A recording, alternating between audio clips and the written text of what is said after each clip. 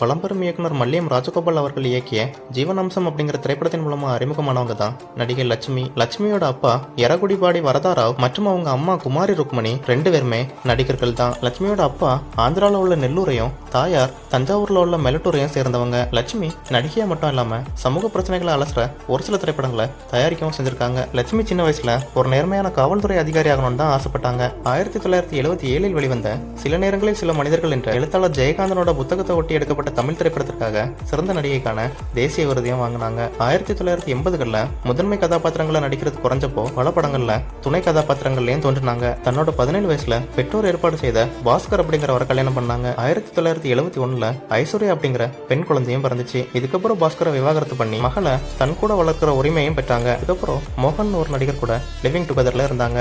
அந்த உறவும் முறிஞ்சு போச்சு. அதுக்கப்புறம் தமிழ் நடிகரும் பட இயக்குனருமான சிவச்சந்திரன் கூட காதல் ஏற்பட்டு அவரை திருமணமும் செஞ்சுக்கிட்டாங்க.